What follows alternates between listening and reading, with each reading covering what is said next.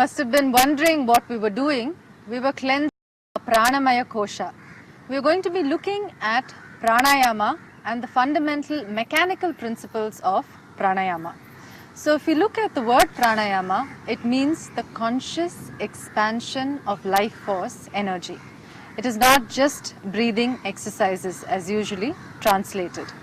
So we are going to be looking at the 3 lobes of the lungs. That is the lower lobe, the mid lobe and the upper lobe. Maitreyi, isn't it good if we do the cleansing exercise standing?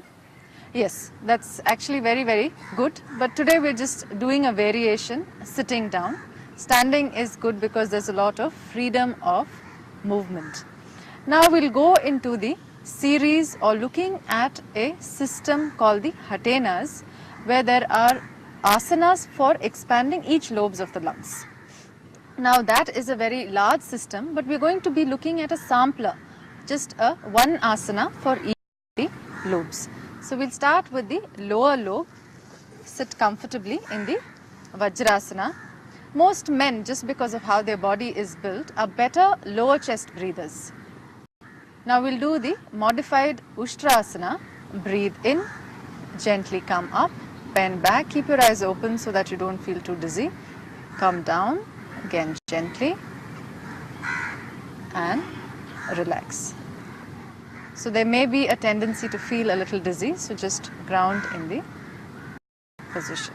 Relax, that's enough. We'll do it just once. Now we'll move on to the asana for the mid lobe. Again we're going to do the Sapurna Matsyasana. This is also a modified version of the classical Matsya or the fish pose. Lie down in the Shavasana.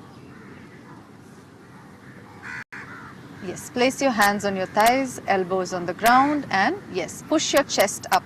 So as you can see, there's a nice forcing or a lift to the mid chest, and women are better mid chest breathers than men. And gently relax.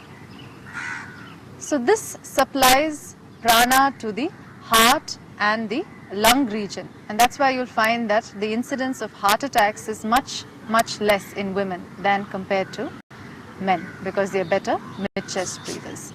Now we'll look at an asana again for the upper chest. Nikunjasana, I guess. Yes. You're a good student, so I'm glad you remember. So you can come down, come forward.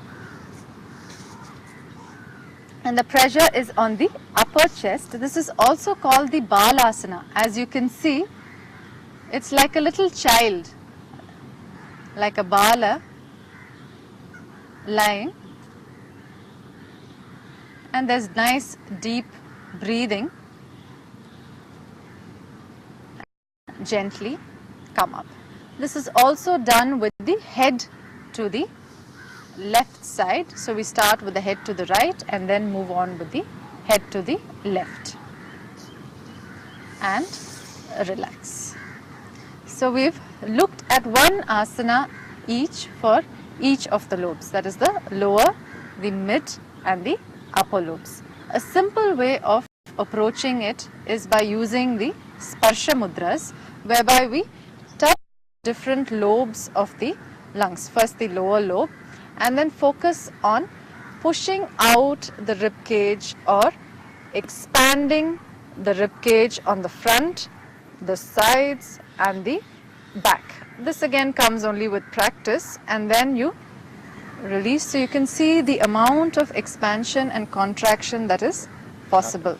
Yeah. Similarly, we do the same thing using the Sparsha Mudras with the mid chest and the upper chest as well. Of course, it goes without saying that you have to learn it from a qualified teacher. So if you look at pranayama or the absorption of prana, we need not absorb it just from the breathing techniques, but also from our entire life situations, how we relate. Is it true that you can absorb a positive prana from the environment around you? Oh yes, of course. It also goes the other way around. Yes. So if you are in a very positive environment, surrounded by positive people, that is going to energize you or pranize you. If you look at this environment, this is so beautiful and so rich in prana because of the natural setting.